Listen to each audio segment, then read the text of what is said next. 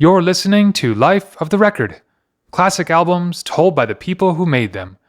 My name is Dan Nordheim.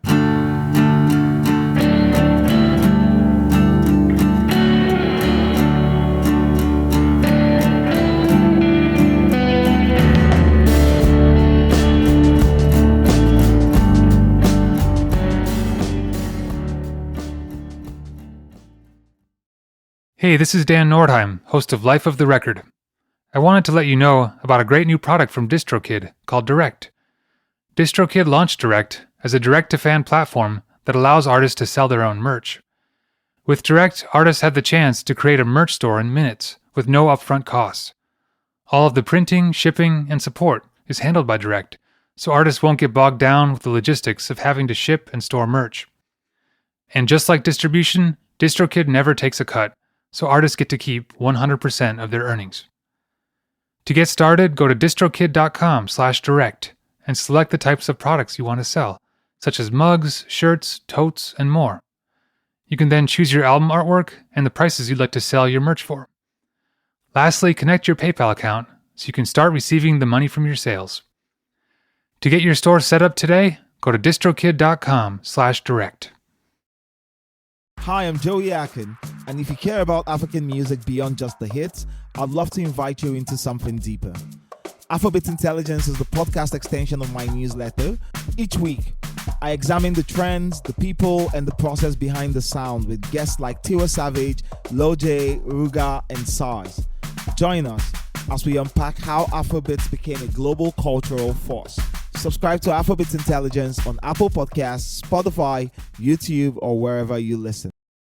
The Soft Boys originally formed under the name Dennis and the Experts in Cambridge, England in 1976 by Robyn Hitchcock. Hitchcock had recruited Morris Windsor, Andy Metcalfe, and Alan Davies, changing their name to the Soft Boys. They released an EP called Give It to the Soft Boys in 1977. Kimberly Rew replaced Alan Davies on guitar as they began working with Radar Records, releasing a single in 1978. After Radar dropped them, they self-released their first album, A Can of Bees, in 1979. At this point, Matthew Seligman replaced Andy Metcalfe on bass as they began working on the material for their second full-length album. Underwater Moonlight was eventually released by the Armageddon label in 1980. In this episode, for the 45th anniversary, Robyn Hitchcock reflects on how the album came together. This is the making of Underwater Moonlight.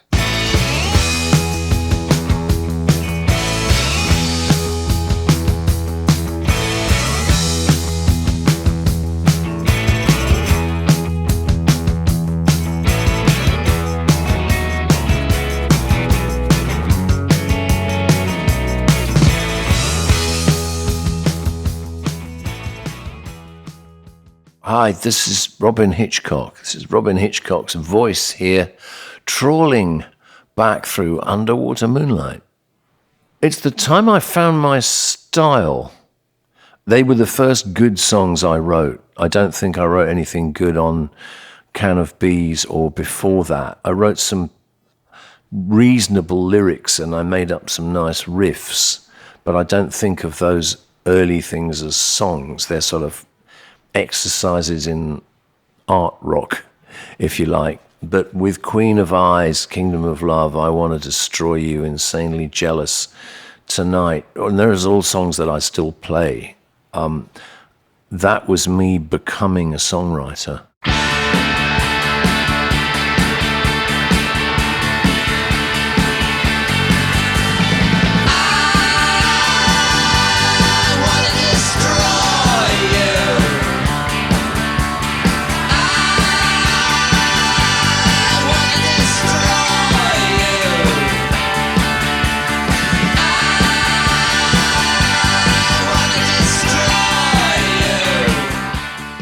The first Soft Boys record, A Can of Bees, was a collection of songs that had been kicking around for a while that I wrote between 1976 and 1978, I guess.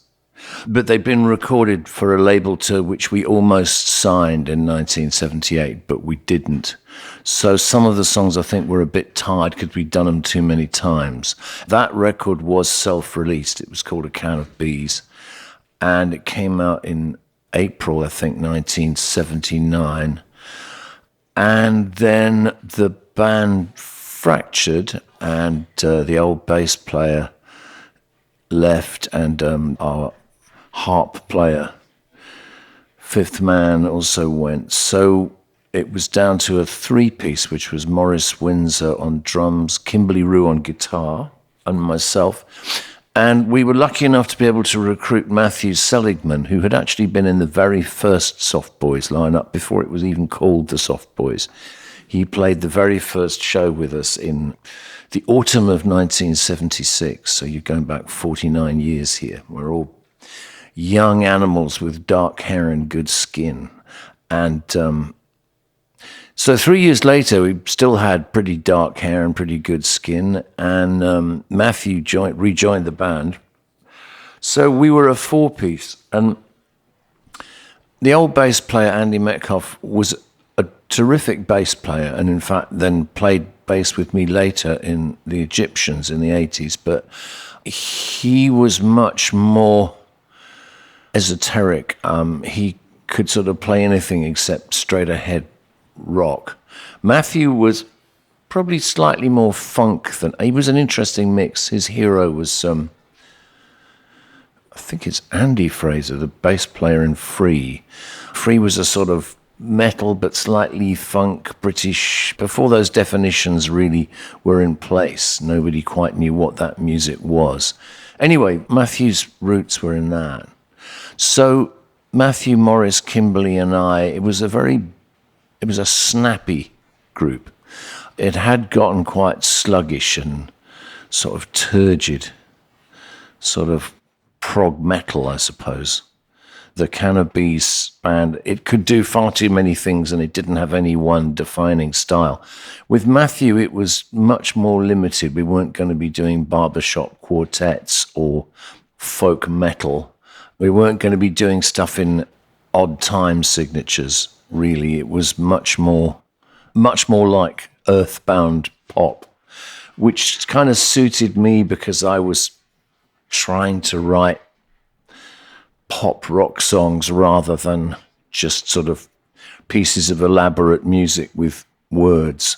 I suppose what happened really was that I kind of took Captain Beefheart and the Magic Band out of the mix. I wasn't wedded to their kind of experimental approach anymore, and so I was writing songs like Queen of Eyes and Kingdom of Love and I Want to Destroy You. And then the band went, we didn't miss a beat. I think Andy and Jim left on a Saturday, and the following week, the Friday, I had a recording session with Matthew. So it was very seamless, but the band actually changed quite radically. And around that time was when I was beginning to learn that every time you add or subtract a member of a band, the chemistry changes extremely. So that's what it was. So you've got, autumn 79 and the Soft Boys are rehearsing in a boathouse by the River Cam, after which Cambridge is named. And I guess we're all in our mid-20s, and there we are.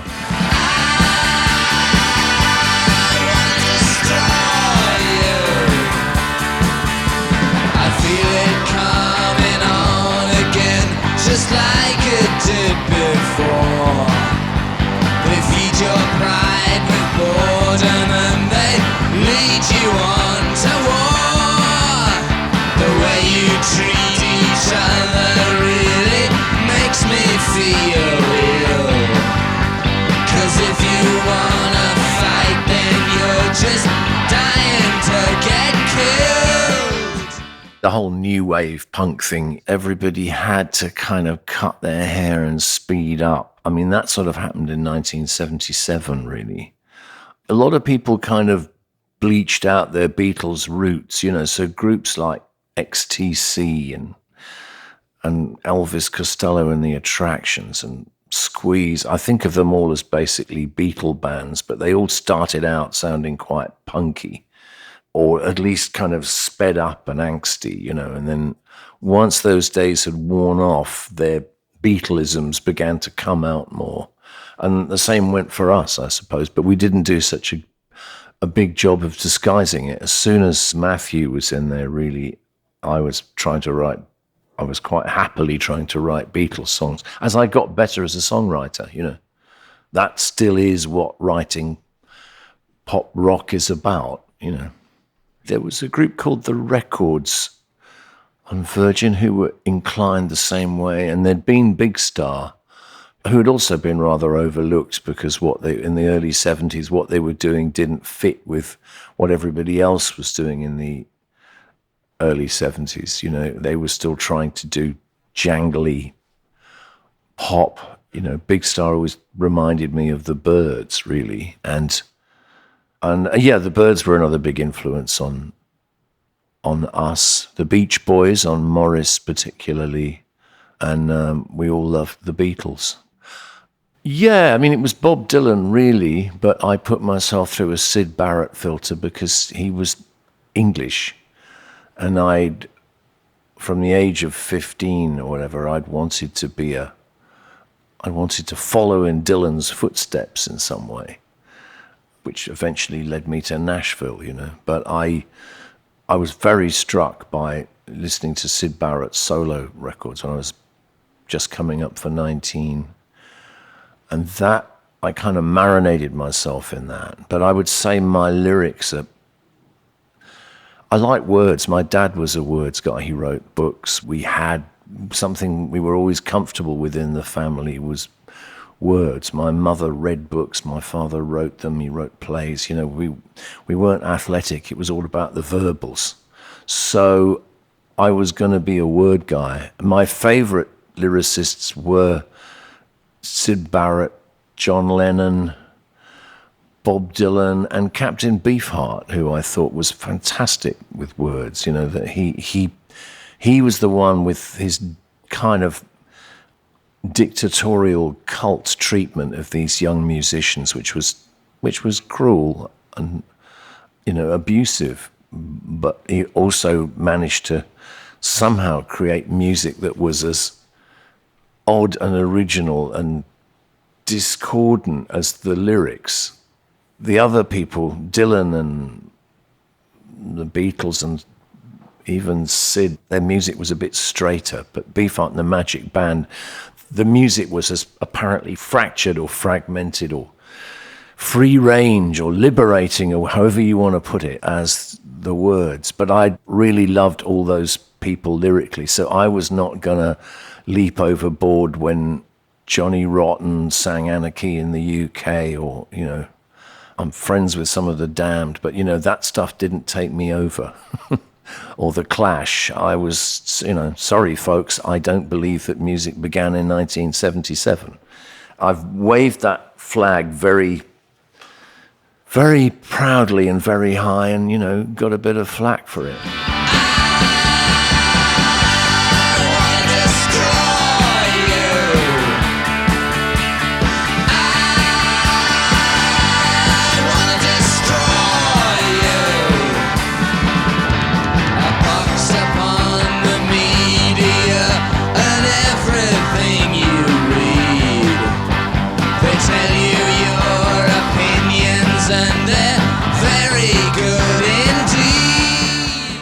Well, Pat Collier appeared in the autumn of 1977 when the Soft Boys, we did a show in like the South Bank Polytechnic in London.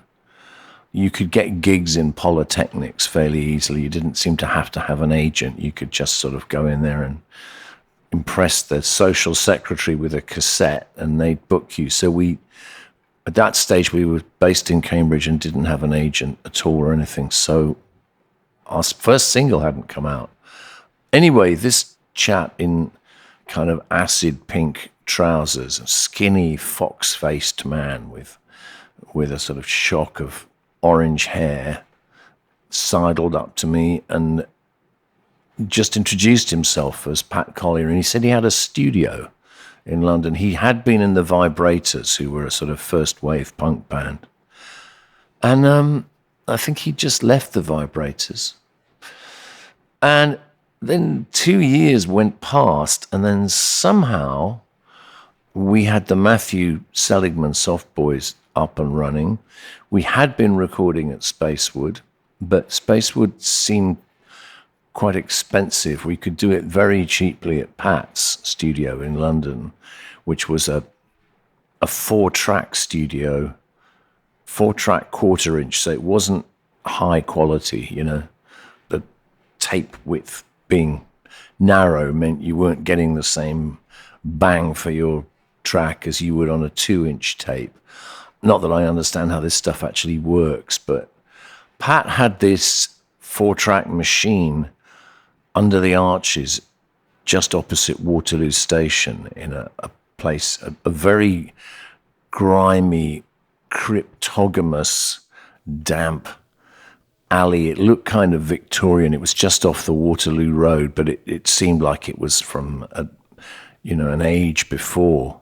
And you just had to, there was a sort of big iron portal that was generally shut unless it was open. And if it was open, you could go into Alaska Studios and you'd be hit by this smell of fungus, wood glue, alcohol, tobacco, and nameless bathroom smells. And this was this kind of mastifuge coalesced into the Alaska vapors. And if you kept your gear in Alaska, as I wound up doing after a few years, you kept your equipment in a cage in Alaska, you could then go off on tour somewhere. You might be in California and you'd open your guitar case and the scent of Alaska would spiral up into your nostrils. It was absolutely unmistakable. I had to fumigate my Rickenbacker at one point. Imagine Sherlock Holmes doing that. So Alaska was sort of cheap, scuzzy, gothic, but Pat was really good at mixing a band down onto 2 tracks on quarter-inch and then somehow bouncing the vocals down onto that. So like they did in the Beatles days, you know, when there were only ever 4 tracks, so they bounce down and submix and whatever. Pat was a genius at that, and I don't know whether if you had the same equipment now, you'd be able to do the same thing. I mean, Pat engineered some of our later records. He engineered the Soft Boys Reunion album in 2001, but the sound was markedly different by then, you know. We were digital and there wasn't the spill and all the rest of it, you know. Alaska, there was only one studio in Alaska at that point, so the guitars, bass and drums would all have kind of bled into each other, you know. All the things that posh studios help you avoid. So we went in and the first thing we actually recorded was the first track on Underwater Moonlight, which was I Want to Destroy You. And I think we recorded 3 other demos that afternoon. Did it, you know, Kingdom of Love and maybe some other things. But the one we kept was I Want to Destroy You. And I remember writing him a check for £30. So I Want to Destroy You, I guess, cost about, whatever, you know, about £7.50 to make. And there it still is today. It was a good investment. Destroyed you, I'll come picking at your bone, and you won't have a single atom left to call your own. I wanna destroy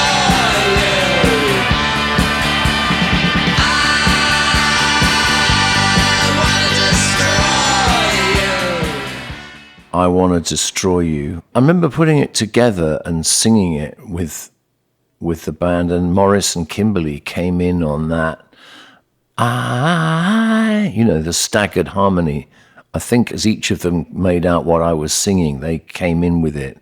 But then it stayed, so it became part of the trademark of that song was just the way their voices came in. And you know, there was a lot of paranoia around internally and externally. I was pretty paranoid for all sorts of reasons, but I think things were swinging back, as they always seem to be, towards the right wing. So Margaret Thatcher had just been elected, and Reagan was elected in 1980, so it's a pre-Reagan song. But I know the Russians invaded Afghanistan in early 1980. There was just a kind of unpleasantly militant sort of, rather like there is today from, the government, the MAGA people and all the rest of it. I mean, nothing like as bad. In those days, the politicians were professional politicians. They weren't mobsters. But it was still, it was still money getting the upper hand. So I suppose that's what was politically going on when I wrote it. But, I could have been writing about wanting to destroy myself. I'm sure I tried hard enough.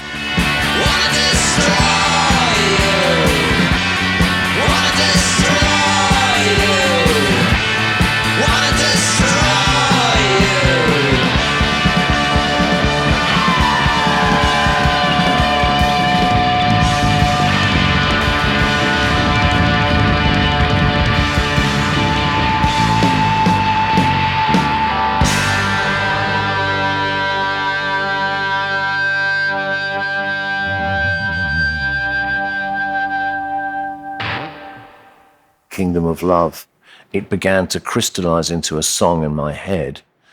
And once the Matthew band was going, then there it was. I typed it out. Kimberly had those lyrics from my typewriter. I remember typing it out. They changed a bit. And Matthew has an amazing bass line in that. He's which many bass players have learned since.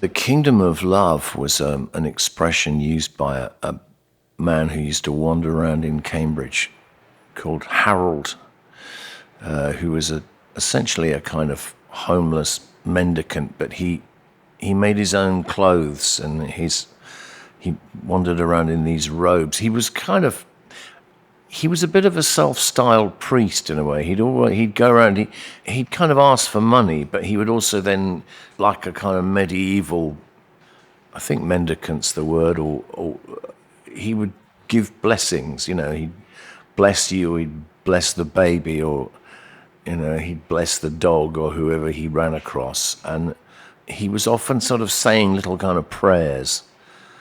And he even sang sometimes. But one of his big things was, in the sacred, bless the Father, in the sacred light of life, in the spiritual kingdom of love. But he wasn't talking about Christianity, I don't think. There was no Jesus. Jesus never appeared. There was some kind of religion at the core of Harold.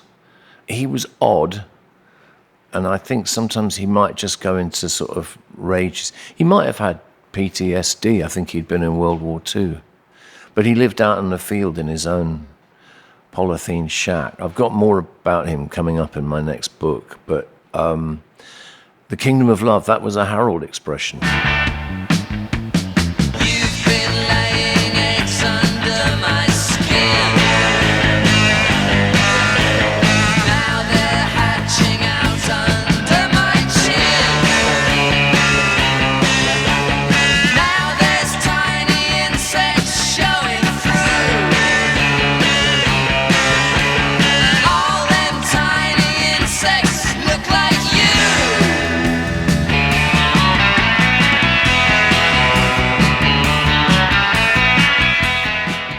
Well, it's more, I suppose, about what the effect that people have on each other that it becomes a kind of demonic possession. And the idea of the eggs hatching out and looking like the person that you're involved with. I mean, that literally happens if a couple get together and have a baby, you know, but that they come out one or two at a time in a very different way from way that, you know, insect eggs would come out of your skin. I think must have had a dream where that came from. But there were loads of ants' eggs under my skin. And sometimes you can get like pores opening up in your skin and you can put grains of rice in them. I think I did that when my feet got very dry once. So I've always been fascinated by things fitting into other things, often quite grotesquely, but I just can't take my eyes off it. But I think it's definitely to do with one person's demonic possession of another.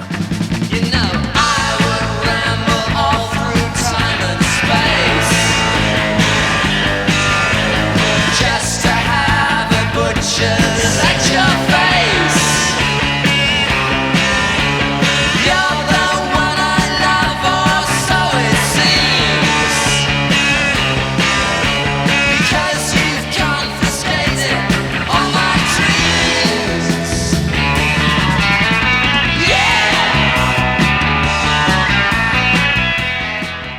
It was early January 1980. Yeah, the Russians had just invaded Afghanistan, and our old dog died. My partner took the old dog to the vets to be put down. It was January, it was dismal, I was probably hungover as usual, and I just thought I'd just reverse how I actually felt. So rather than, oh God, everything is going to shit, it's just getting worse and worse, and one day, you know, Satan will send Donald Trump to destroy America and with it the world or whatever, all the things that seem quite obvious. I just reversed it. And so I got positive vibrations, unite all the nations.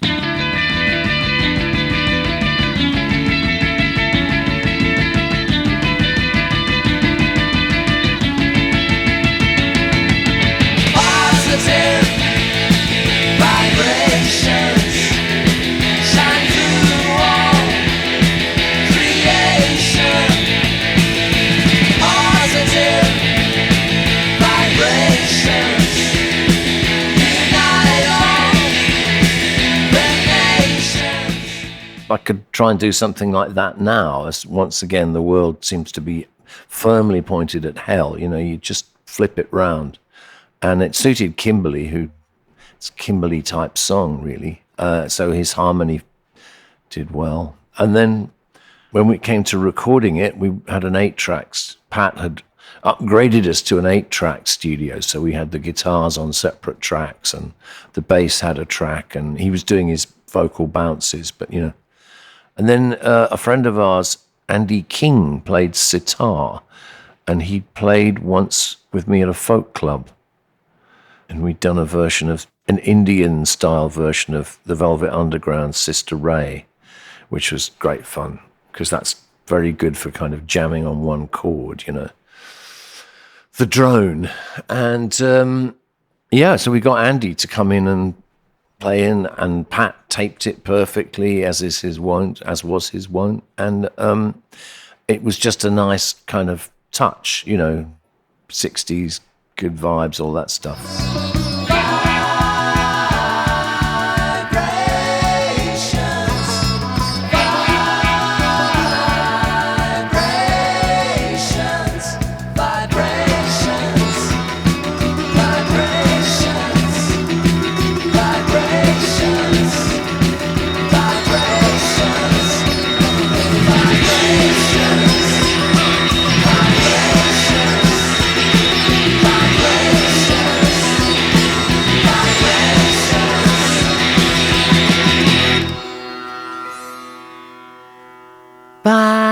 Vibrations.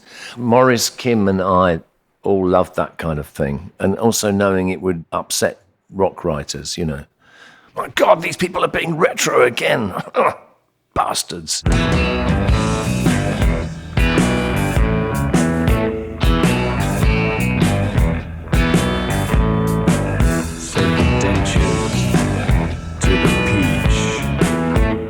Tide of filth to the bleach, said the spike to the tomato, said the curry to the corpse. I got the hots for you. I got the hots for you. Well, that's from earlier in the year, so I would have written that in probably May or June. I think it was warming up. It was quite a nice summer. So I do remember that it's a rough mix because I felt the Spacewood rough mixes were actually better than the final mixes. And we were short of money. I think I just thought, oh, let's just bung this out. But actually my vocal is really out of tune. And there she was. God, awful.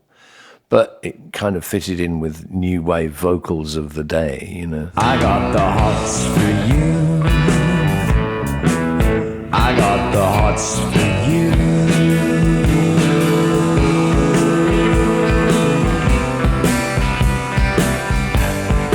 Here I am, looking out on a crystal world. I was reading a fair bit of J.G. Ballard at the time, the imaginative writer who is often categorized as science fiction, but I don't know what he was really, but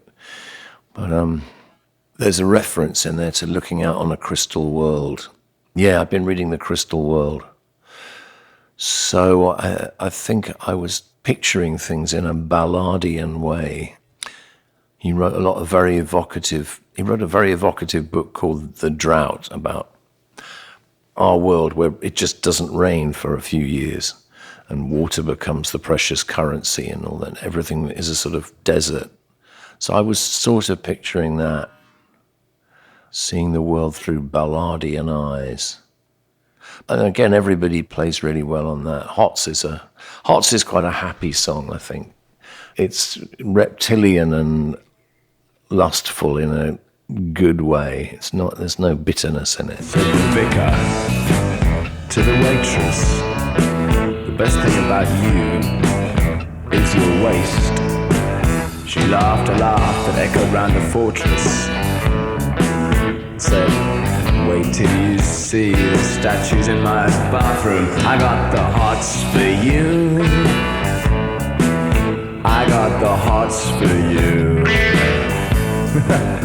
I got the hots for you. I was inhabiting the louche side of me, in as much as I could be that at whatever I was, 26, 27 years old. So it might suit me better now, I don't know. But it was relaxed, I suppose. It was very different from the early Soft Boys or the first Soft Boys album, which was much more kind of aggressive, and which again the whole new wave punk thing encouraged. You were encouraged to be aggressive and angry and sneery about whatever it was you wanted to sneer about, but you weren't. It seemed to me that it wasn't a celebratory kind of mood that punk and new wave was trying to generate. It was an angry one. That's how that's the door through which I entered it. And, it was superb. It's just catching the latest incarnation of the band, Matthews, in there perfectly. The guitars are very well recorded, and I overdubbed that propeller guitar at the end, one of my better efforts, but I was very pleased with that.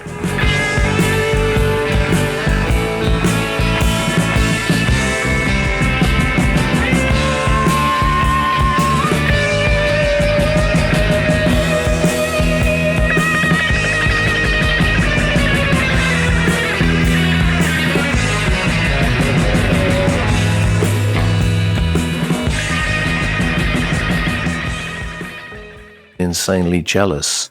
I made that up on a green bass guitar that I'd had.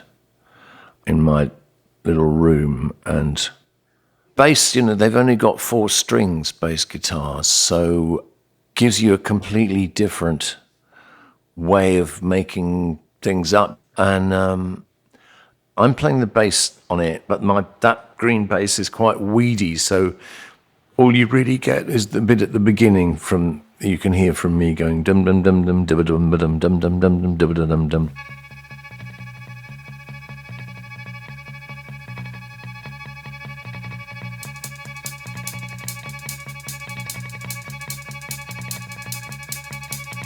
She's walking down the street. Me, I'm just invisible, and who or what she walks with makes no difference to me. The people that she meets, she turns them into sideshows. They're just here for their amusement. That's not what I want to be, but I'm insanely jealous of you. Yeah, I'm insanely jealous of you. It's another demonic possession song, really. It's to do with an obsession. It's to do with an obsession I had about somebody, and they're probably the central muse of the whole record. Arguably, all of the songs could be about them or about my feelings about them. It's very solipsistic. I'm not really describing them. I'm just describing the effect they had on me.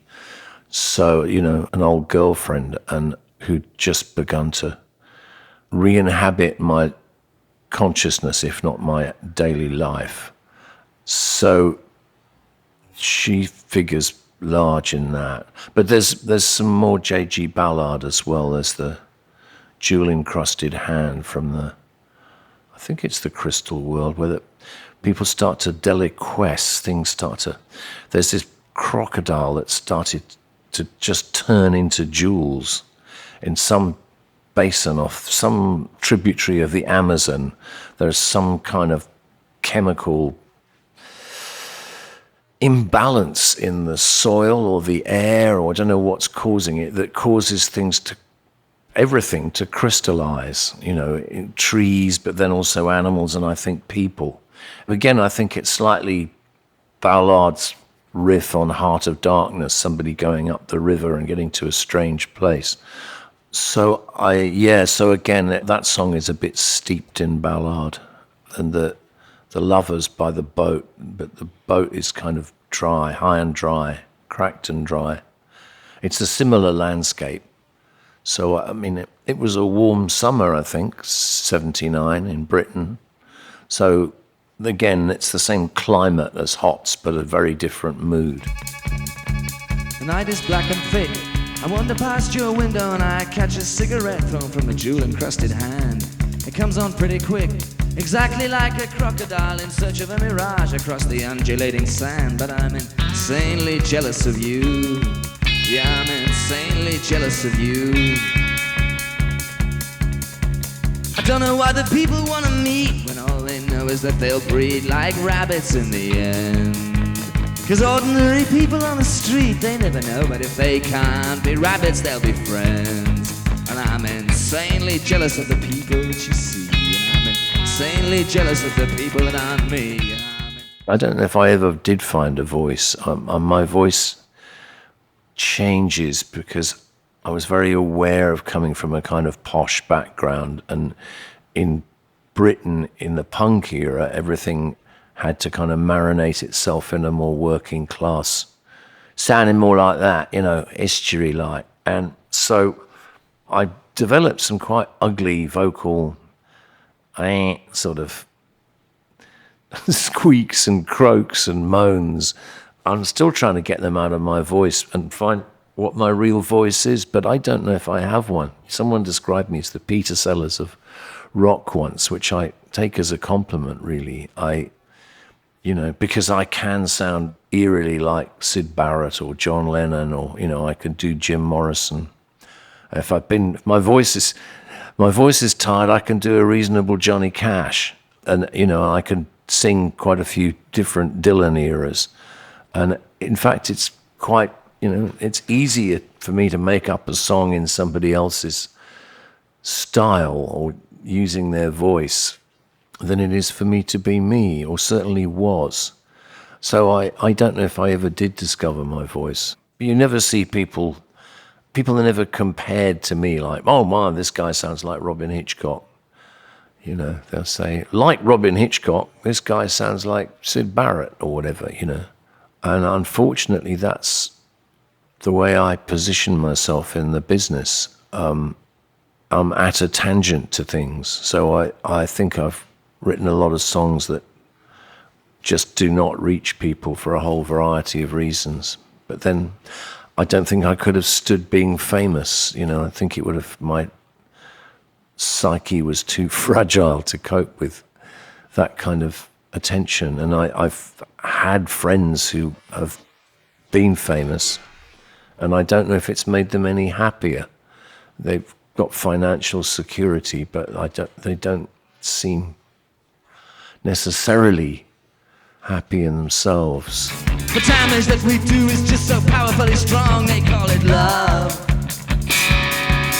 And the damage that we do, it just goes on and on and on, not long enough.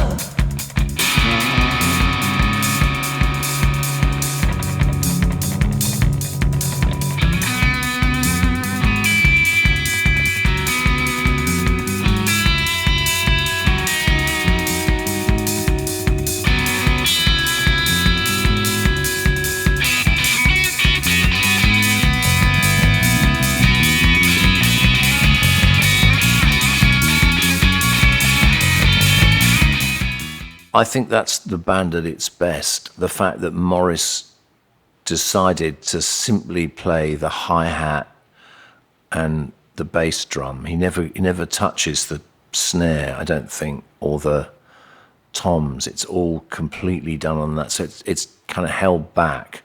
And Kimberly comes in ferociously, as his wont, but judiciously.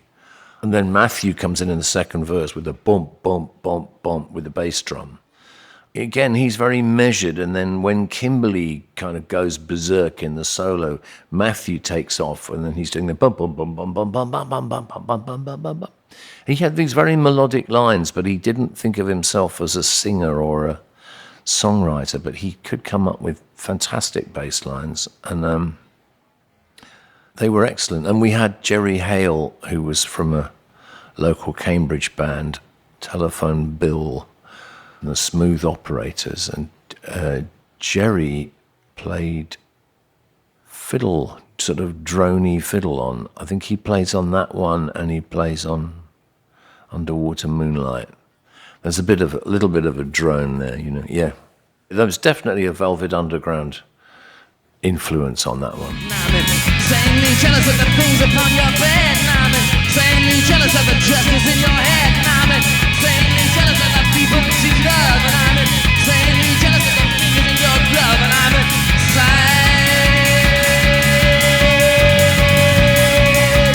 jealous of you. Insanely jealous of you. Insanely jealous of you. Insanely jealous of you.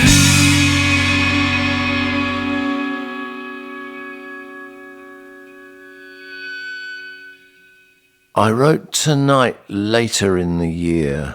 I must have written that in November. I think the leaves were coming off the trees. It doesn't have any of that summery feel.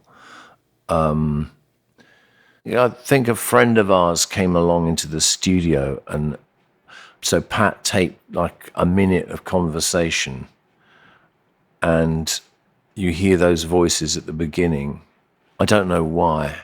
But he also then did the phasing on the drums at the end, which was great, another 60s touch. When the vocals are playing out, I think maybe the whole track's phased, certainly the drums are. So that was Pat. Pat was quite hands-on, it was great.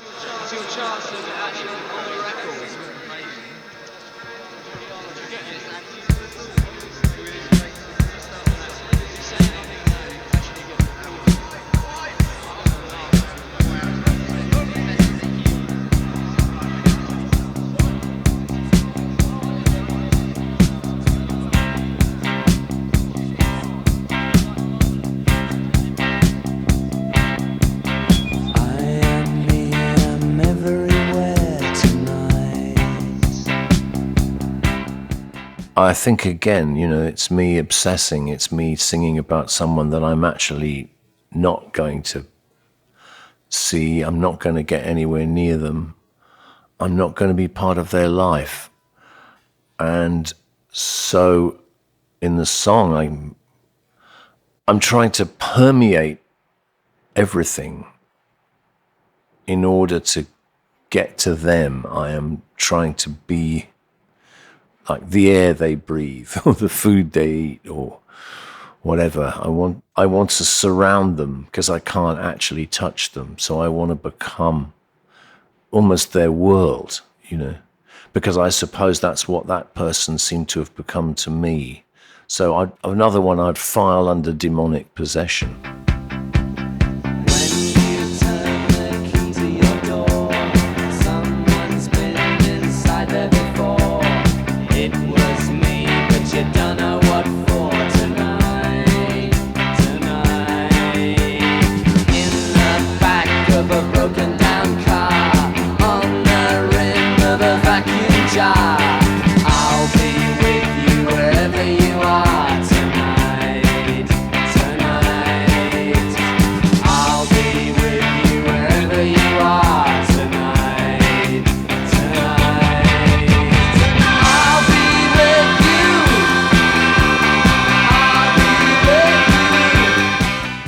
Songs are very seldom entirely about one scenario or one person. Rather like dreams, I think you stockpile feelings and characters, and then they all go into a hybrid, a condensed 3-minute hybrid of whatever it is that's on your mind. And so, yeah, I think a lot of it comes from my mistrust of my own sexuality and my own motives.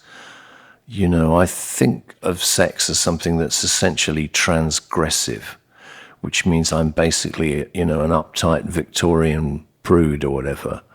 And that's the culture I come from, It's not a warm celebration of two people feeling good about each other. There's something at the root of it that's kind of violent and squalid, I think. That said, I've never been involved in violence or endorse physical violence in any way. I'm sure I've been guilty of my own mental violence to myself and others. And I think all that stuff I was working it out, or not even working it out, venting it, if you like, in Underwater Moonlight, and in the records that I continued to make after that. They're all some kind of draining of the psyche, really. But I think it was particularly my psyche needed a lot of draining at that point, so I was writing a lot of songs.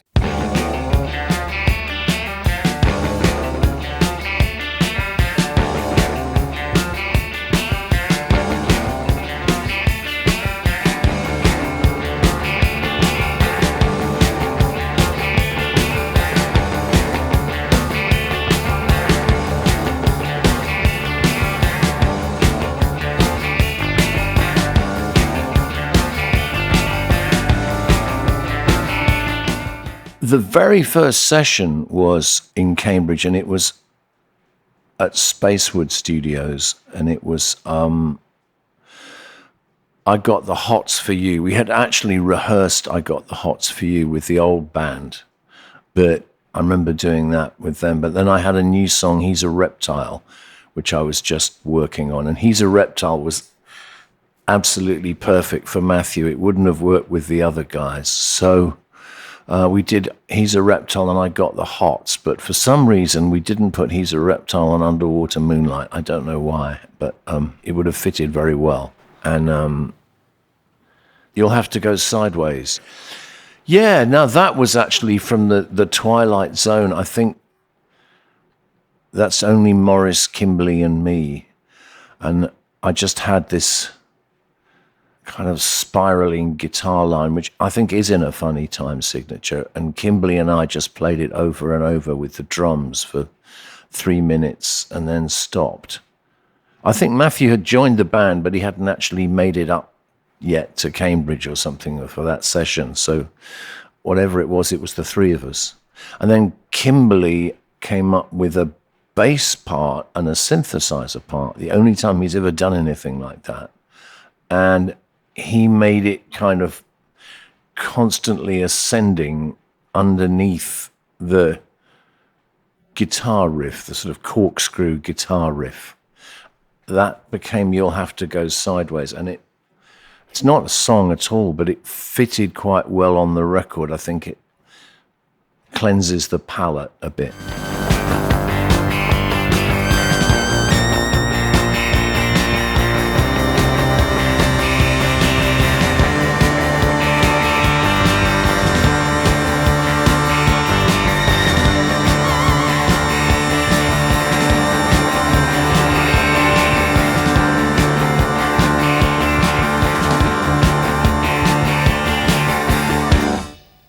Old Pervert. That's a kind of, musically is a bit of a flashback to the old group. It's the sort of Beefhearty track. It's a sort of co-composition, really. My words and everybody's music.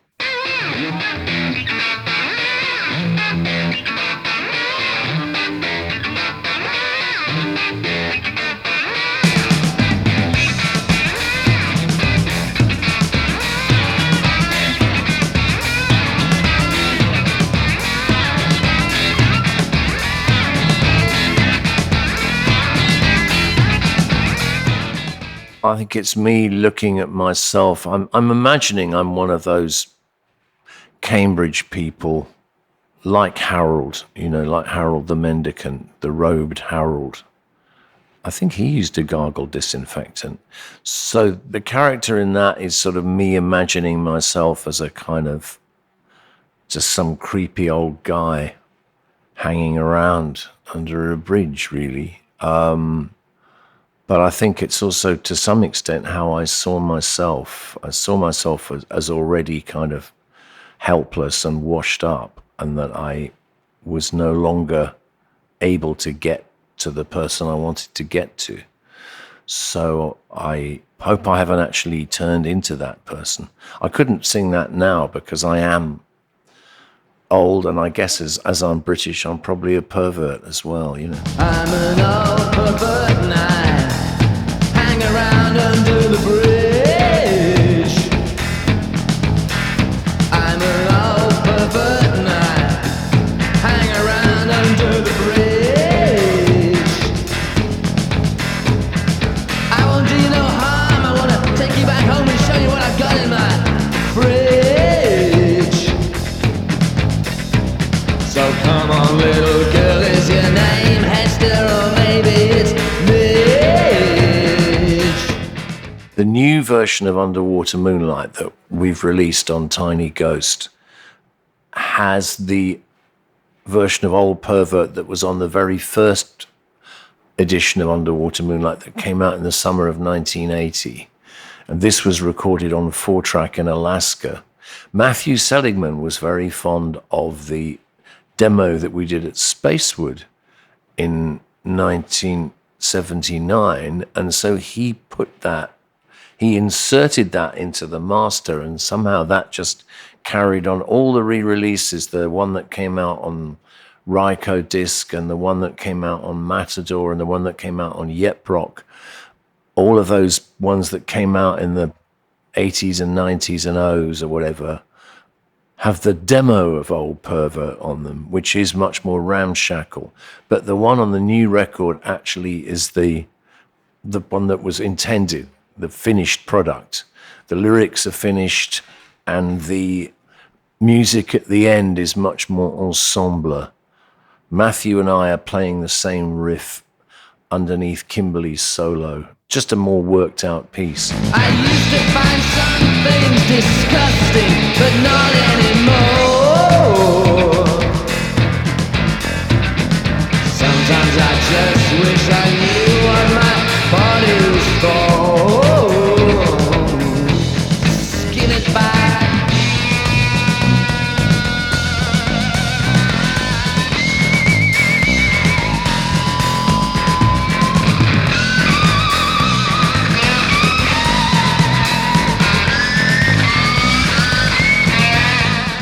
It was a, thunderous piece of music. It wasn't necessarily my favorite song to do, but it has its place on the record because, like You'll Have to Go Sideways, and I suppose like Insanely Jealous, it's not pop rock. So there's some good pop rock on Underwater Moonlight. Its strength as an album is it's not what Kimberly would call 10 power pop gems. It's actually 6 power pop gems and some other variations on the theme.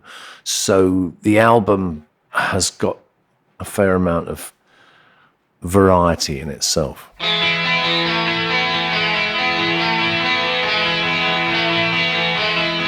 Blinking on and off, it's the queen of eyes, with a carapace shell and her black lace thighs. I don't know why she never gets anywhere with you. Mucky the pig is out on a limb. He's looking for someone to investigate him. I don't know why he never gets anywhere with you. Queen of Eyes, I wrote in like August, September. It was still sunny, and it just had a nice, I don't know, it really came into its own when Pat Collier, I just remember hearing the version we recorded, might even have just been the demo actually, but at Spacewood, but it just had this fantastic jangle, and it was just Kimberly and I playing 2 Fender guitars, no 12 strings involved or anything like that. And it has a couple of odd chords in it that when people cover it, they always get wrong, but they're actually, again, it's one of those ones that I'm constantly having to teach other people how to play. But it's lasted very well. Here I am again, it's no surprise.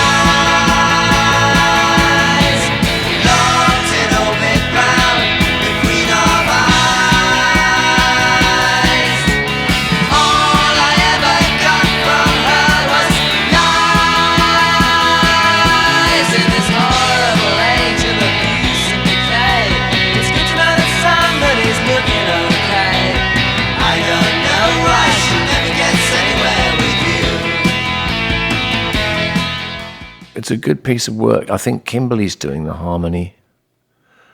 It's a lovely piece of ensemble playing, again. And it's a relatively happy song, yeah. It's a good mood. I used her as a muse. I wanted to write songs. I was going to have to hang my feelings on somebody or something. And I'm a solipsist. I write about what I know and what I feel. I'm a Lennon rather than a McCartney. It's all variations on my world. I don't make imaginative leaps into other people's lives because I wouldn't really know what I was talking about. So being, as one of my exes put it, self-bound, they're all in my world. And no, I think the Queen of Eyes is probably the same person as in The Kingdom of Love, and also in Tonight, and also in Insanely Jealous, and less so in some of the other songs. She's not around at all in Old Pervert, but she's in a hefty whack of those songs.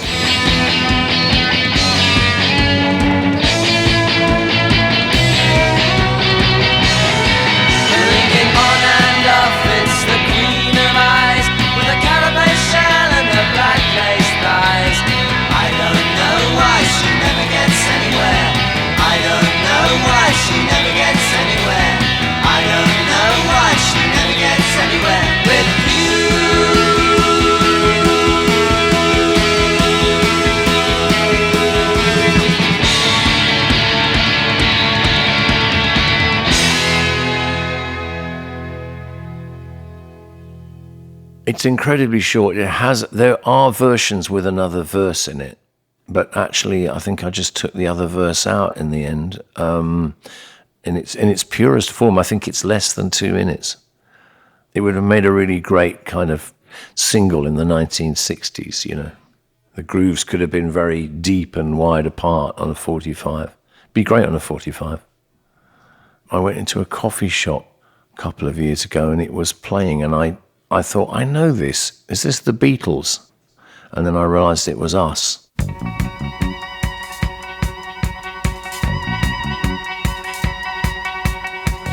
He was white and she was white as only statues are.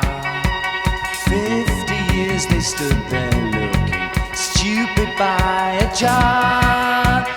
One night in mid-August when the moonlight got too strong, they climbed off their pedestal and then they sang this song. Underwater Moonlight.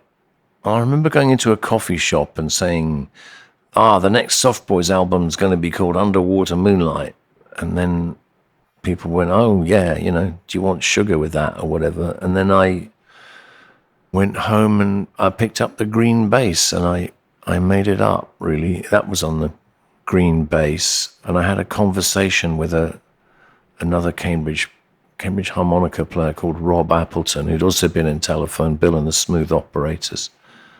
And he suggested a part of the plot line. Again, it's a sort of, I think of it as a J.G. Ballard. I picture it as a J.G. Ballard story, you know, although it's not exactly like one of his, but just the statues coming alive in the moonlight, climbing off their plinths and then walking out to sea, and then they take the place of two humans who've been drowned in an unfortunate encounter with a giant squid. How the statues who would have been solid stone would have managed to row back in a small boat, I don't know, but it's a song. Out into the ocean till they disappeared from view. Honey, when it gets you, there's just nothing you can do. Underwater moonlight sets the body free. Underwater moonlight, baby, you and me. Underwater moonlight, underwater moonlight. I mean, you know, it's about transfiguration, really, through death. I mean, the sea is a pretty primal muse. I've got quite a few songs with the ocean or the sea in them, and a lot of them involve death or rebirth or renewal. You know, the sea is our primal mother. If we destroy and pollute life on this planet irretrievably, if there's a nuclear winter, if God knows what malfeasance humankind wrecks on this planet because of the design flaw in our species, which allows the worst people to reach the most powerful positions, the healing, I imagine, would come from the sea, because it would take an awful lot to actually pollute and eradicate what's going on kind of 8 miles down, you know. I'd like to imagine that whatever we do, or even if the planet floods because we've melted all the ice, that it will be the sea that kind of restores it to some kind of equilibrium. So I think Underwater Moonlight, yeah, that the people die and the statues replace them, and that could go on, but you know, it's regeneration.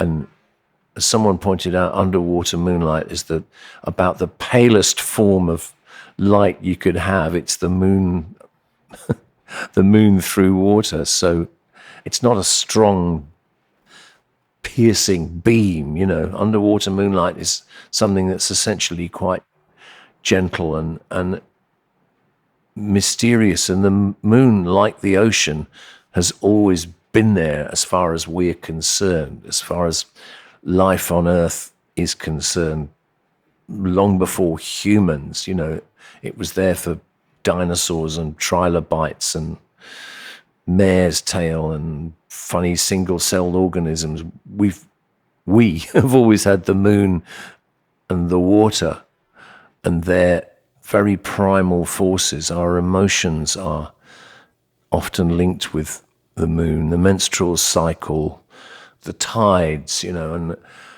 it's not surprising that humans are so emotional because the weather is so emotional. We have our climate, even before it began to change, has always been very volatile, and nothing is quite as moody as the sea. The sea can caress you or slap you down, break your back, drown you, buoy you up, welcome you or drive you off. The sea is just, it's like a kind of feral parent. And it's from the sea that apparently we come, unless you're a creationist.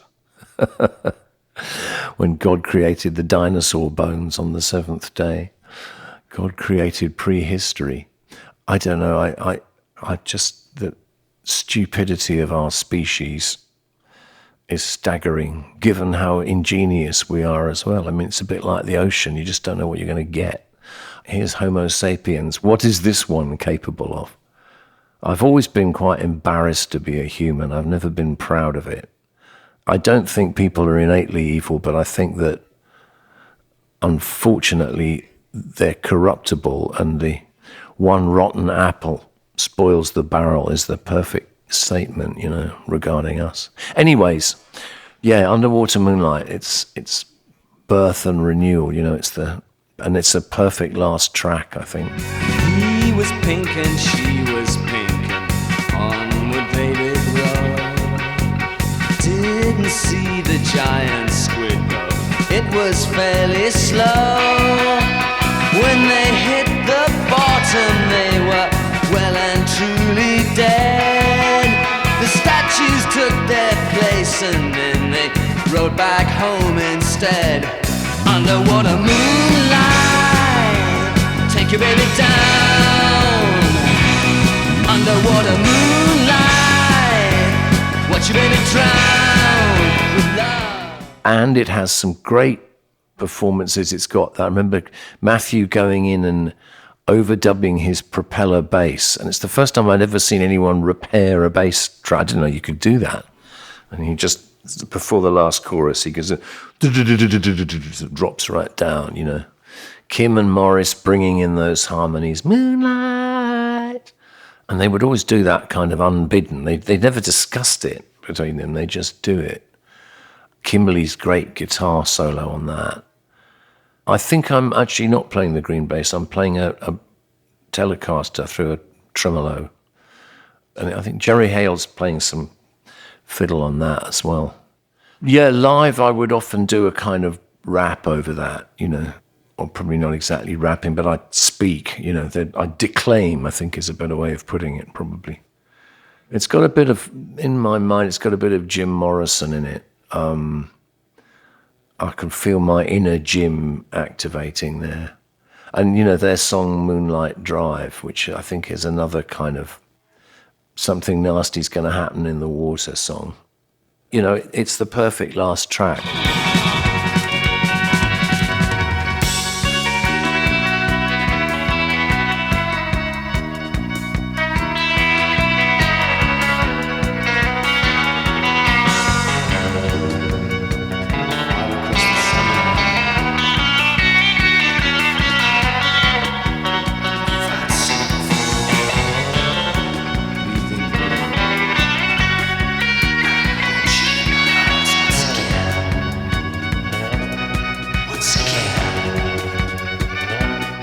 I remember Matthew and I thinking, because Kim and Morris don't say much, they just play. So Matthew and I were the mouthpieces, and we would walk around together a lot.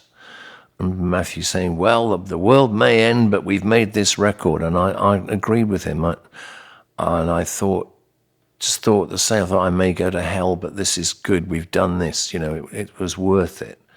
And I think we were very pleased with it. It wasn't going to fit in with what was happening at the time. I remember playing it to some young punky people, and they just didn't get it. They couldn't hear it. It wasn't making the right kind of noises for them. It was already it was seen as a very retro piece, and the fact that we had vaguely long hair and I wore paisley shirts, and some of us had like striped T-shirts or something like the early days of the Lovin' Spoonful or the Jefferson Airplane or something. We looked like some people from.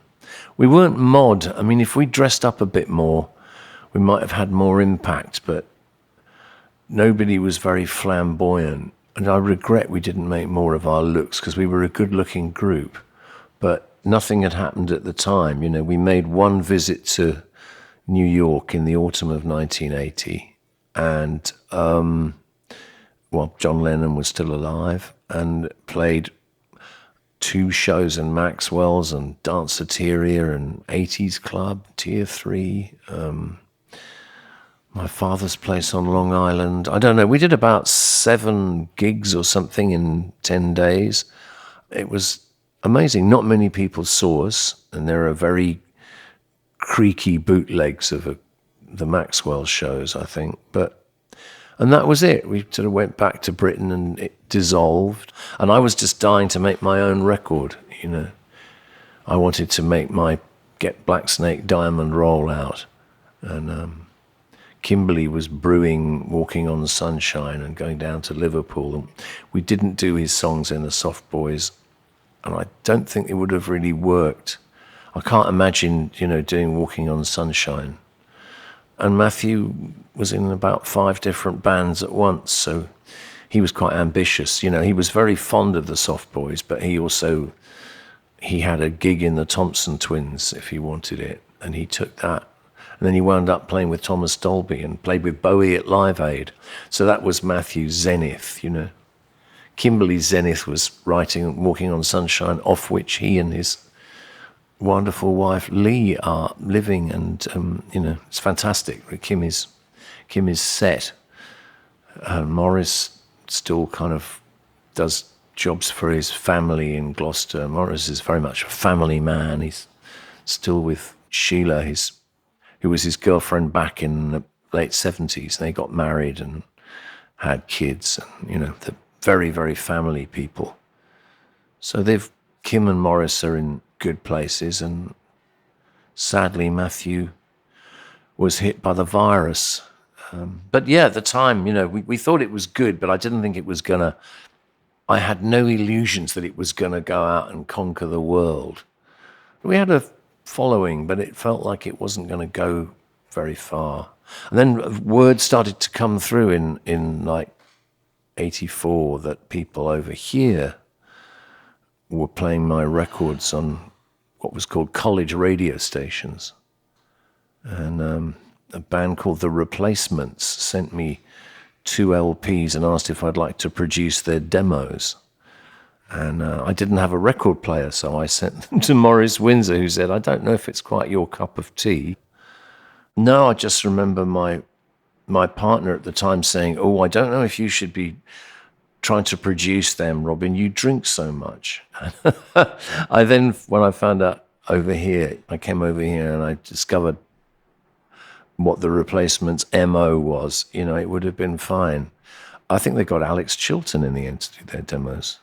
But, so they did, and then I heard this band REM were dropping our name, and not many people did in those days. So I was surprised, but there was noise was coming out from the States that people had been listening to us. And I knew we'd sold some records, and I didn't know where they'd gone, and they'd actually been shipped out to Atlanta, and there was an independent label that we were on, Armageddon, who put out Underwater Moonlight and my first solo album.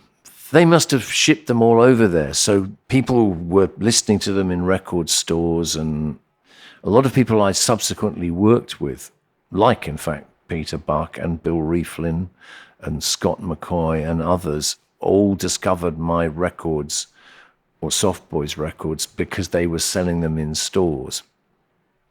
So the music did its own work, and the fact that nobody had there was no press on us, and we hadn't had much airplay. Nobody really knew who or what the Soft Boys had been or who or what I was. And so when I started touring over here in 1985, I had a nicely kindled audience. I had the basis for a cult, really, and I've basically had that ever since. I've toured every year in the States for the past 40 years. I live here for ill or good, and that's what happened to me. America discovered me, and I'm very grateful.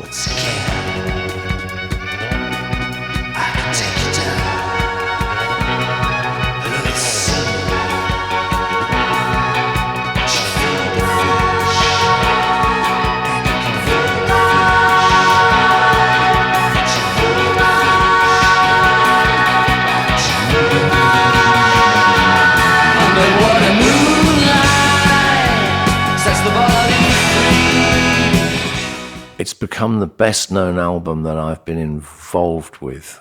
It's not under my name. It's under the name of the Soft Boys. And we really only had one album in us as a collective. We did do a reunion 20 years later, which was nice, but I don't think the songs I supplied were as strong, and I think we could have edited it better. And I think it was more like me and a backing group by then, because the others weren't professional musicians anymore. I'd been traveling around playing shows for 15, 16 years, and Matthew had dropped out of music, and Kim, it had been a while since Katrina and the Waves had toured. Morris toured with me last in 93. So they were all kind of good to play, but it seemed very much like I was holding it together, whereas before it felt more like I was part of a group. Yeah, I was the dominant figure, but and we did some Soft Boys reunion shows, which was good because Matthew tragically passed away at the beginning of COVID. He was one of the first victims of COVID. I think he'd actually gone to visit his brother who had COVID in hospital, and his brother died shortly after or before, and Matthew just had this terrible full-on illness that there was no antidote for. And he was sending out emails quite cheerfully for a while, and then he was just in a intensive care, and then they turned it off because he wasn't going to get any. I don't know exactly what happened, but he was done, And that was all in the first month of the pandemic, which was really, that was it really for the Soft Boys as the Soft Boys. But so I'm glad we did the reunion in 2001, 2002, because it did mean that band got to go out and play Chicago and San Francisco and places we never got to in our lifetime. And we did reasonably good shows, I think. So, I'm really glad it's lasted as long as it has. And, it's great that Emma has taken the trouble. My wife, Emma Swift, who runs Tiny Ghost, that she's taken the trouble to get this thing out. And we've been a lot of trouble in digging up the old masters, finding the original take of Old Pervert, getting it remastered and getting new artwork done and getting it pressed on the best possible, the best possible pressing part, Paramount, which belongs to David Rawlings runs it anyway. And it's all, the artwork's been done by Jeremy Fetzer, who's local and actually also playing guitar on my next record. Jeremy does a lot of our artwork. John Baldwin from Infrasonic in Nashville remastered it. So it's all kind of relaunched here in Nashville, which is great. And I'm very proud of it. It's a lovely record, and it sounds younger and snappier with every passing day.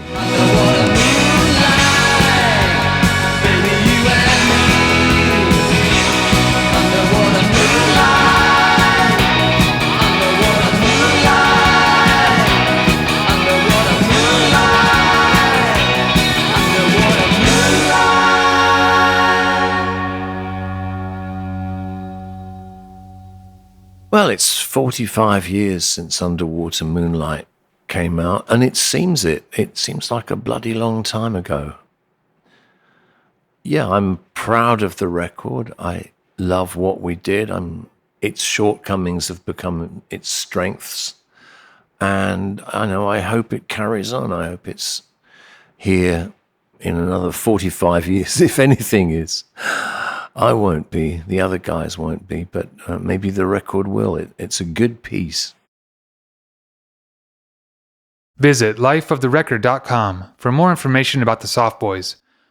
You'll also find a full transcript of this episode and a link to purchase Underwater Moonlight, including the 45th anniversary edition.